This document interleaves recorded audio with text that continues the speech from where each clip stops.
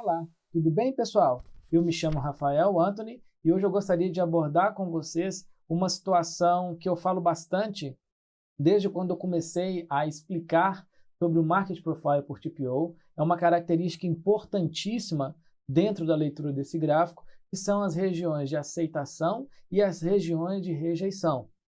Então, reconceituando o que seria cada uma dessas regiões, as regiões de aceitação é onde tanto o agressor quanto aquele que cede a liquidez passiva para o mercado aceitam negociar de maneira direta. E as regiões de rejeição, a gente só tem interesse de uma das partes do mercado e essa parte do mercado, por não encontrar contraparte para negociar, ele acaba movimentando o mercado dentro de uma necessidade pontual. Este que vocês estão vendo aí é um gráfico de dólar e nós conseguimos referenciar muito bem essas regiões. Vou abrir o point to fix aqui para vocês enxergarem melhor. Então nós temos aqui no passado, no começo de julho, o dólar fazendo topos nessas regiões. Depois ele deixa essa região como uma resistência, trabalha novos fundos aqui, dividindo o mercado novamente em duas regiões. E depois de rompida essa região valorosa de novo, o mercado tende a trabalhar o topo dessa região de acumulação. Então toda essa região em vermelho que vocês estão vendo é a região de aceitação dentro de um cenário macro, mas trabalhando um pouco também desse curto prazo. Então repare que o mercado rompendo essa região, ele tende a acelerar sua movimentação. E essa região acaba sendo um forte suporte, por causa da ambiguidade, né? Onde outrora ele era uma resistência, ele passa a ser um suporte a partir dali. Não podemos esquecer de salientar também que essas regiões são mais fortes quando rompidas com volume. No caso em específico, olha só que interessante, o dólar tem tudo para trabalhar dentro de um range maior, então ele pode acelerar a sua movimentação compradora para ir buscar novos níveis aqui para cima, onde dentro do profile nós já temos muito bem referenciado esses níveis. Então ele pode acelerar, fazer uma movimentação maior, tendo em vista que ele está rompendo essa região de aceitação, essa região de acumulação. Mas, no curto prazo, nos dois últimos pregões, na verdade, nos três últimos pregões, aconteceram coisas fora da tela que impactaram de maneira direta no nosso câmbio futuro e o mercado segurou um pouco essa movimentação, mas ele não teve força para voltar para a região anterior. Então, o que aconteceu nos três últimos pregões? É simples. Esse aqui é o endereço do site do Banco Central, onde nós temos como referenciar o que o Banco Central fez para prover a liquidez para o mercado e diminuir ou mitigar a necessidade por câmbio ou por dólares futuros, fazendo com que esta evolução ou esse avanço da cotação diminuísse a sua intensidade. Então nós tivemos em um primeiro momento um swap cambial lá no dia 19, foi o dia que o mercado rompeu essa região importante, e aí, por duas vezes de maneira pontual, nós tivemos realização de leilão de venda à vista da moeda estrangeira.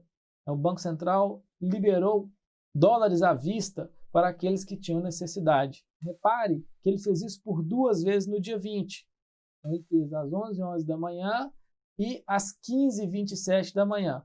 No dia 21, o mercado não se mostrava ainda tão ávido pela moeda, mas o Banco Central fez mais um leilão de venda à vista da moeda estrangeira às 12h55.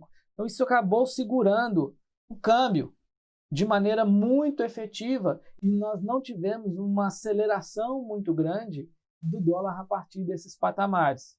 Voltando ao gráfico, uma outra coisa muito interessante é que quem conhece um pouquinho de Market Profile ou já assistiu alguma coisa nossa, sabe que esse perfil que ele está deixando é um perfil de acumulação para decidir o que fazer a partir deste cenário, seja de curto prazo ou, como estamos analisando aqui, um cenário macro. Então, um, na verdade, está inserido dentro do outro. Por isso, eu peço a atenção de vocês, caso o Banco Central não continue fazendo, tá, essa exposição no mercado de câmbio, nós podemos ter uma aceleração desse câmbio aí, até outros patamares onde ele foi trabalhado anteriormente e temos muito bem delimitadas essas regiões valorosas. Lembrando, existe um mito no mercado que o Banco Central atua de maneira pontual, então como se ele assumisse uma ponta dentro de uma corretora e trabalhasse no mercado futuro, né, para segurar o câmbio. Não é isso que nós estamos vendo no curto prazo. Na verdade, depois que acabou o pregão Viva Voz, eu não vi essa atuação direta do Banco Central. Ele avisa antes naquele site que eu mostrei anteriormente, nem que seja 5 minutos antes, ou abrindo o leilão na hora, mas isso é avisado anteriormente. Aí vocês vão perguntar, mas Anthony, por que isso causa um impacto direto no câmbio futuro? Porque aquele participante que chama dealer e está negociando diretamente com o Banco Central, ele vem no mercado futuro para mitigar riscos. Então, às vezes, ele está exposto à variação cambial, às vezes ele está exposto aos juros, e ele precisa mitigar esse risco para não perder dinheiro, tendo em vista que ele tem que negociar de maneira quase que, entre aspas, obrigatória com o Banco Central. Tá bom? Então, é só para mostrar o que está acontecendo aí de curto prazo. Lembrando que esse vídeo não é nenhuma análise e nem um estudo de valor mobiliário, é só para referenciar mesmo como o Market Profile trabalha e como nós podemos ler de maneira efetiva. Quem me acompanha no dia a dia, quem faz o meu educacional, sabe muito bem, né, que essas regiões elas eram importantes e estão trabalhando dentro de um cenário de compra até uma possível entrada do Banco Central, e após essas regiões estão se resguardando, trabalhando então na contramão, apesar de sabermos que a referenciação macro é um pouco mais acima, então, na verdade, estamos esperando por lá. Nós temos uma atuação externa trazendo um impacto direto dentro do cenário macro. Nós não precisamos de narrativas externas para fazer essa leitura do Market Profile. Narrativas são criadas ao longo do tempo para justificar certas movimentações, mas dentro da premissa básica, região de aceitação ou região de rejeição, nós sabemos aonde o mercado pode ficar travado ou aonde ele pode evoluir, abrindo sua amplitude de movimentação. Tá ok? Só para passar um pouco mais de informações dessa ferramenta maravilhosa que é o Market Profile por TPO. Desde já, reitero e peço novamente para assinarem o canal, ativarem as notificações para vocês receberem os vídeos de primeira mão. Muito obrigado e te vejo no próximo vídeo.